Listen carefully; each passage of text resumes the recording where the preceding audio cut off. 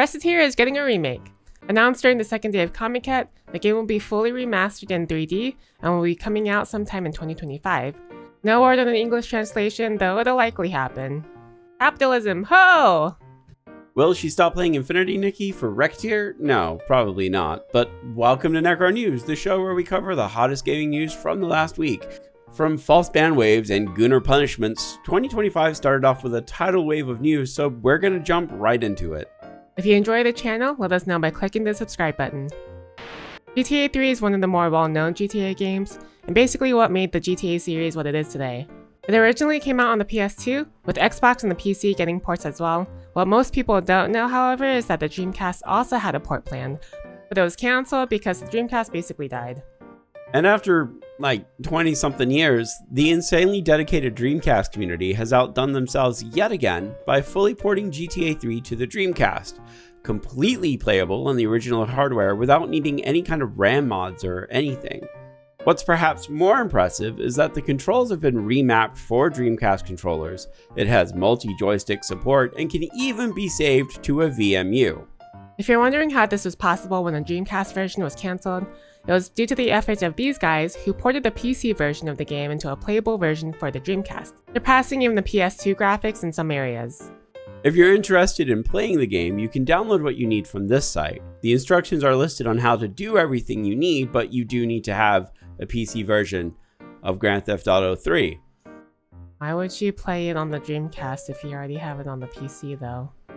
Well, okay, because the Dreamcast community enjoys using the Dreamcast. Have you ever played a Dreamcast in your life, Ellie? And on the Nintendo side of things, the team behind the replacement 3DS network, Pretendo Network, has announced that Monster Hunter 4U and Monster Hunter Generations Ultimate are now fully playable with international crossplay through the use of the Pretendo Network.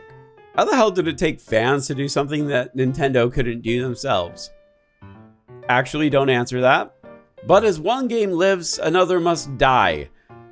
I guess. Mighty Number 9 will not be coming out for the 3DS, as Amazon has cancelled pre-orders for the game this week. Didn't Mighty Number 9 already come out? How do you pre-order a game that's already been out? Everyone is just as confused as you are. Do you see this girl? This girl is named Professor Victoria, or Professor Tori. And one guy on Twitter named Please Pity Pepper has been losing his fucking mind over her.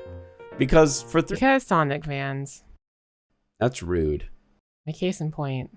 Whatever. Anyway, sometime in 2022, Sega did a little series of videos called Tales Tube that would go over the Sonic lore. It's still ongoing. The first episode introduced this girl, and as many noticed, the art style for her was so vastly different than everyone else in that picture that it was obvious that she wasn't just a throwaway character. Pepper also claimed that Sonic comic writer Ian Flynn did his infamous knowing smile hashtag on a picture of her to indicate that he's working on something that he can't talk about. And when asked about it, Ian simply said patience. And then the Sonic 3 trailer hit, and there she was on the billboard, giving us 4 bits of information. The first, her name was Professor Tori, or Victoria. We'll get to that in a minute. Second, she works for Gun. 3, 12/30/24 was going to be an important date. And finally, she was even teased in Sonic X Shadow Generations with a note being signed by T. So what happened on December 30th? I don't know. Let's ask Pepper.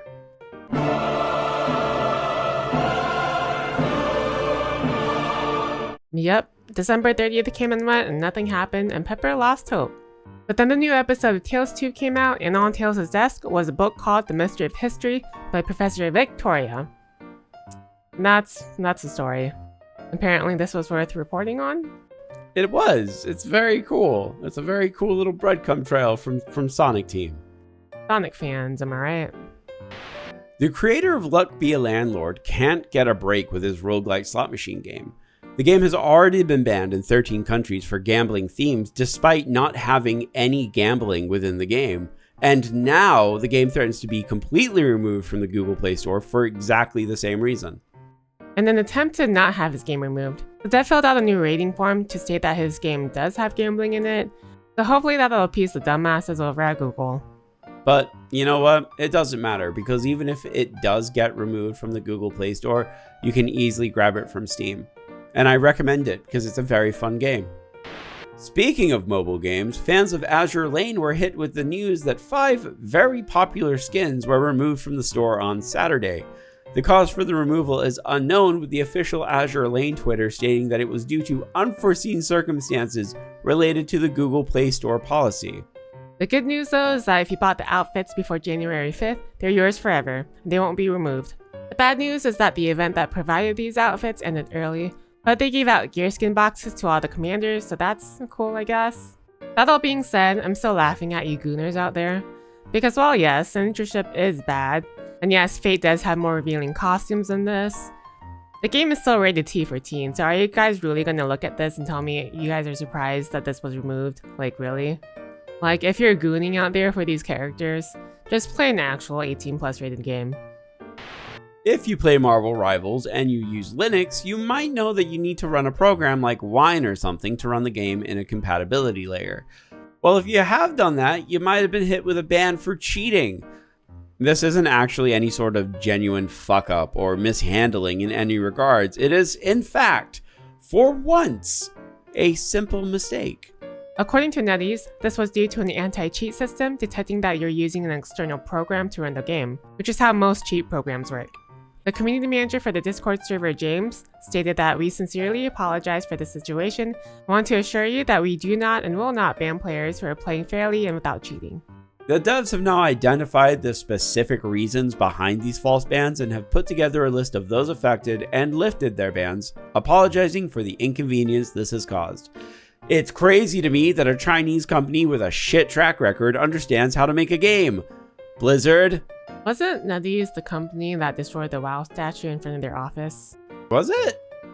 Yes, it was. You're right. Things make sense now. Though NetEase is probably just doing literally everything opposite of what Blizzard is doing. Probably just as a big fuck you.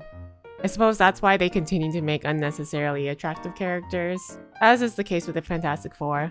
D cups full of justice. But like, real talk, I think Reed Richards looks way too buff, especially for like a stretchy guy. You want to hear something funny about Sue Storm in that reveal picture? What? Everyone online is like, Reed can't handle that girl. And I'm just like, boys, you think Sue can handle Reed as long as you need Richards? I don't think so. He can stretch. This week's Be A Life Banger, a segment where we cover a game that our community doesn't think has had enough attention, comes to us from Thank You, and is a Vampire Survivor clone where you play as a nun with a ton of guns. Or you can make her wear a bunny suit. I mean, it's a game that exists and it's cheap. The game is called BELLUM, and I've actually already beaten it as part of my 100 games challenge this year. If you guys have a Buried Alive banger that you'd like to suggest for the next week, let us know in the comments or in our Discord. Here are the 2 games coming out this week. Both of them are pretty good. Freedom Wars Remastered, no one asked for it, but I'm glad it's happening. And here's our schedule for this week. We'll be doing another comic stream, continuing Subnautica, and Booster will be doing a mystery box stream. And that's it for this week's Necro News. If you liked the video, subscribe to the channel if you're not already. And of course, thank you for your support and watching the whole video. If you've made it this far, give me a dance emoji. And as always, a very special thank you to all of our channel members. We appreciate all the support you've given us so far. Until next time, everyone. Goodbye. Goodbye.